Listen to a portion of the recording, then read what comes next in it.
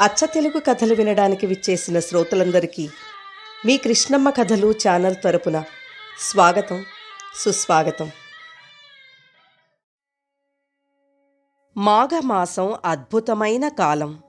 ఉత్తరాయణ పుణ్యకాలం మొదట వచ్చే ఈ మాసం పుణ్యకాలం. అప్పటి వరకు ఆగిన ముహూర్తాలు మాఘమాసంతో మొదలవుతాయి. నదీ స్నానానికి, సముద్ర స్నానానికి ప్రసిద్ధి ఈ మాసం. మాఘమాసంలో సూర్యారాధన ఎంతో ముఖ్యమైనది. ఈ మాసంలోనే మనకు రథసప్తమి కూడా వస్తుంది. ఇదే కాక ఈ మాసంలో జ్ఞానాన్ని ఇచ్చే శ్యామలా నవరాత్రులు కూడా వస్తాయి. ఈ మాఘ శుక్ల పాడ్యమి నుంచి శుక్ల నవమి వరకు కూడా రాజ్య శ్యామలా నవరాత్రులుగా ప్రసిద్ధి. ఇవి గుప్త నవరాత్రులు. ఈ గుప్త నవరాత్రులు శాక్తేయులకు ముఖ్యమైనవి. సంవత్సరంలో నవరాత్రులు 4 సార్లు వస్తాయి. చైత్రమాసపు నవరాత్రులు, ఆశ్వీజ మాసపు నవరాత్రులు మనకు తెలిసినవి. మిగిలిన 2 మాఘమాసపు నవరాత్రులు, ఆషాఢ నవరాత్రులు. వీటికి గుప్త నవరాత్రులని పేరు. ఇవి గుప్త నవరాత్రులు కాబట్టి వీటి వివరాలు పూర్తిగా తెలియవు బయటికి. కేవలం దశమహావిద్యల సాధన ఉన్నవారికి తెలిసిన ఈ నవరాత్రులు ఎంతో ప్రసిద్ధమైనవి, ప్రత్యేకమైనవి. దశమహావిద్యలలో మాతంగి విద్యగా కూడా ఈ తల్లి ప్రసిద్ధి. మతంగముని తపస్సు చేసి అమ్మవారిని మెప్పించాడు. అమ్మవారు శ్యామలాదేవి ఆయనకు కుమార్తెగా అవతరించింది. నీల శరీర ఛాయతో మెరిసిపోతూ ఉండే ఈ తల్లికి 4 చేతులతో ప్రసిద్ధి. కొన్ని చోట్లు 8 చేతులతో కూడా మనం దర్శించవచ్చు. వీణాపాణిగా కనపడే ఈ తల్లి సరస్వతీమాతకు మరో రూపం. అమ్మవారు లలితా సహస్రంలో మంత్రిని నామంలో పూజలందుకుంటుంది. ఈ తల్లి లలితా పరమ భట్టారికకు మంత్రినిగా ఉంటుంది. ఈమె గేయచక్ర రథంలో ఈమె ఉంటుంది. ఈ తల్లి యంత్రం 7 ఆవరణలతో కూడి ఉంటుంది. ఈ తల్లిని ధ్యానిస్తే జ్ఞానమునిస్తుంది. సంగీతాన్ని సాధన చేసేవారు ఈ తల్లిని ఆరాధిస్తే వారికి సంగీతం వశమవుతుంది. కళలలో ప్రావీణ్యం పొందటానికి ఈ తల్లి సాధన ఉత్తమమైనది. జీవితంలో కావలసినవన్నీ ఈ తల్లిని సేవించి పొందవచ్చు. సప్తస్వరాలలో నీస్వరం శబ్దం ఏనుగు ఘీంకారంలో ఉంటుంది. ఏనుగును మతంగమంటారు. మాతంగ విద్య అంటే తారాస్థాయిలో ఉన్న సంగీత నాదం, అంటే బ్రహ్మ విద్యే. మాతంగిని దేవిని కొలవడమంటే బ్రహ్మ విద్యనే అని అర్థం. ఈ తల్లిని గురించి వేదాలలో ఉంది, ఉపనిషత్తులలో వివరింపబడి ఉంది. ఈ తల్లిని సేవించడం వలన చతుర్విధ పురుషార్థాలు సిద్ధిస్తాయి. తదనంతరం మోక్షం కూడా సిద్ధిస్తుంది. మతం గచ్చతి ఇతి మతంగః అంటే ఒక అభిప్రాయార్థమై వెళ్ళడమే మతంగం. అవ్యక్త శబ్దం వ్యక్తం కావడానికి ఆలోచించే మనసు దగ్గరకు వెళుతుంది.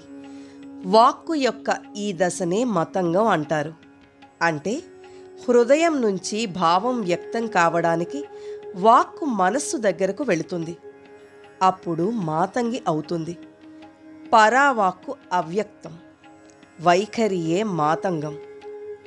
వాక్కు 4 రూపాలుగా ఉంటుంది. అది పరా, పశ్యంతి, మధ్యమ, వైఖరి. అంటే వాక్కుకు తల్లి ఈమె. ఇచ్ఛా జ్ఞాన క్రియాశక్తులతో జ్ఞానశక్తి రాజ్యశ్యామల.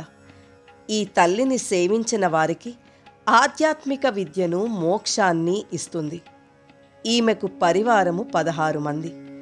ఈ తల్లిని నీల సరస్వతి, గేయ చక్రవాసిని, లఘుశ్యామల, వాగ్వాధిని శ్యామల, నకుల శ్యామల, హసంతి శ్యామల, సర్వసిద్ధి మాతంగి, వ్యాస మాతంగి, సారిక శ్యామల, సుఖశ్యామల పరివారమై ఒప్పుతున్నారు.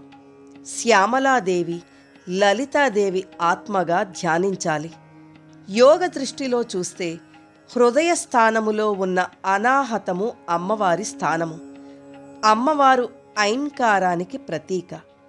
ఈ ఐం అన్న ఒక్క మాటతో సిద్ధింపచేసుకున్నవారు చరిత్రలో ఉన్నారు. ప్రపంచంలో కాళిదాసు చేసిన శ్యామలా దండకము ప్రసిద్ధి. కాళిదాసు కథ అందరికీ తెలిసినదే. ఏమీ తెలియని వెర్రివాడు కాళిదాసుగా మహాపండితుడిగా మారింది ఈ తల్లి దయవలనే. ఆయన చెప్పిన శ్యామలా దండకము మంత్రమయం. ఈ దండకం అమ్మవారి ఉనికిని, రూపును, అటుపైన తత్వమును విశదపరుస్తుంది. ఆ దండకము సాధన చేసిన చాలు జ్ఞానము ప్రసాదిస్తుంది ఈ తల్లి. శ్యామలాదేవిని ఉపాసించిన వారు విద్యలో రాణిస్తారు. కోల్పోయిన పదవులు, కొత్త పదవులు, ఉద్యోగాలు పొందుతారు. త్వరగా మంత్రసిద్ధి పొందడానికి, ఏదైనా చెడు ప్రయోగాల నుండి రక్షించడానికి ఈ తల్లి ఉపాసన ప్రసిద్ధిగా చేస్తారు. శ్యామలా మూలమంత్రం అనుష్ఠించుకోవడానికి ఈ మాఘ నవరాత్రుల కాలం అనుకూలమైనవి. మంత్రం లేనివారు అమ్మవారి దండకము లేదా అష్టోత్తరముతో సేవించుకోవచ్చు. ఈ నవరాత్రులలో అమ్మవారిని పాడ్యమి ముందర రోజుననే పీఠం సిద్ధం చేసుకొని కలశం కానీ ఫోటో కానీ పెట్టుకొని ప్రతిరోజు ఆరాధన చెయ్యాలి. కుదిరితే షోడశోపచారములతో, కాకపోతే పంచోపచారముతో పూలు పళ్లతో పూజ చేసి బెల్లంతో చేసిన పాయసం నివేదన చెయ్యాలి. అమ్మవారికి జామ పండ్లు ప్రీతి, దానిమ్మ పండు కూడా ప్రియమైనది. అమ్మవారికి తాంబూలము నివేదించాలి. కుదిరినంతగా కొందరినైనా సువాసినలకు పసుపు కుంకుమ తాంబూలమిచ్చుకోవాలి. ఇలా ధూపదీపాలతో భక్తి ప్రధానంగా అమ్మవారిని ఈ 10 రోజులు సేవించుకుంటే అమ్మవారి అనుగ్రహానికి పాత్రులు కావచ్చును.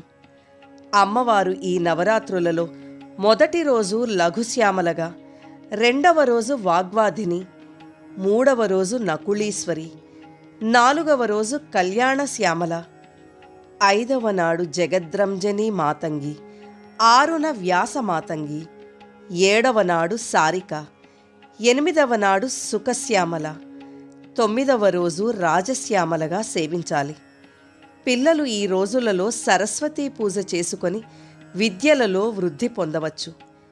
జ్ఞానస్వరూపి అయిన శ్యామలాదేవిని అర్చించి జ్ఞానము పొందు ఎల్లరూ జీవనయానంలో శాంతి సౌభాగ్యం పొందగలరని ఆకాంక్షిస్తూ అందరికీ మాఘమాసపు శుభాకాంక్షలు.